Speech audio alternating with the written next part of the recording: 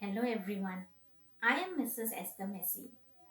Welcome back to another session of Lesson 1, The Rise of Nationalism in Europe. Today we'll study about the growth of Great Britain. In Britain, the formation of the nation state was not the result of a sudden upheaval or revolution. It was the result of a long drawn out process. Now we will look at how Scotland was incorporated in United Kingdom. The Act of Union 1707 between England and Scotland that resulted in the formation of United Kingdom of Great Britain meant in effect that England was able to impose its influence on Scotland. The British Parliament was henceforth dominated by its English members. The growth of a British identity meant that Scotland's distinctive culture and political institutions were systematically suppressed.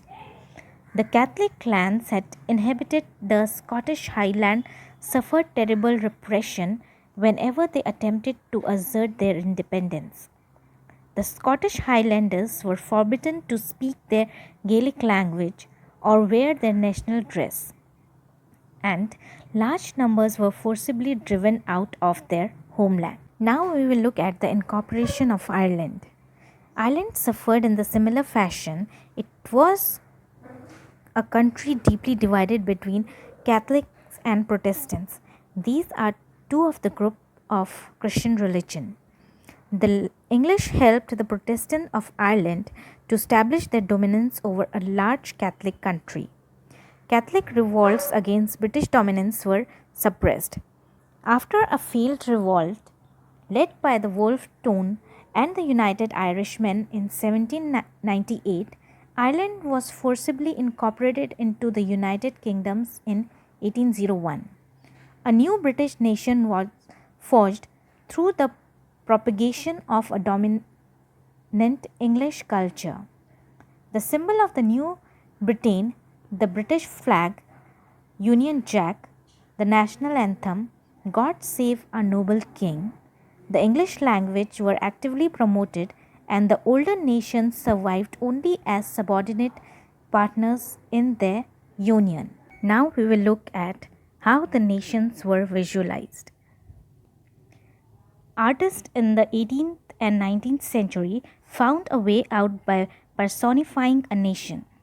Nations were then portrayed as female figures. The female from that was chosen to personify the nation did not stand for any particular woman in real life.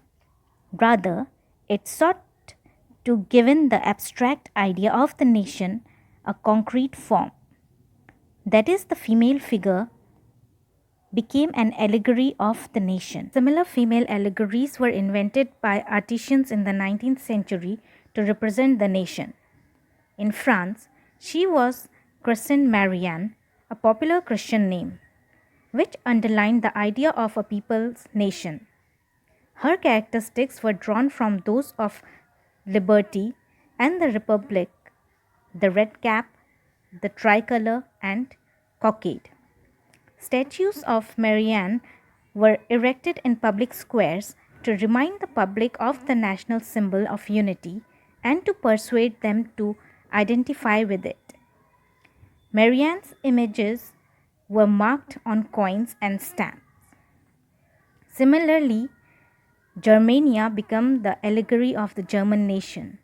In visual representation, Germania wears a crown of oak leaves as the German oak stand for heroism. Nationalism and imperialism. By the last quarter of the 19th century, the nationalism no longer retained its idealistic liberal domestic sentiments.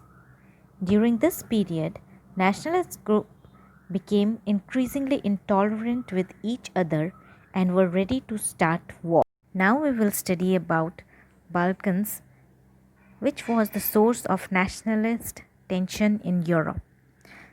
The Balkans was a region of geographical and ethnic variation comprising modern-day Romania, Bulgaria, Albania, Greece, Macedonia, Croatia, Bosnia Herzegovina, Slovenia, Serbia, and Montenegro, whose inhabitants were broadly known as the Slavs. A large part of the Balkans was under the control of the Ottoman Empire.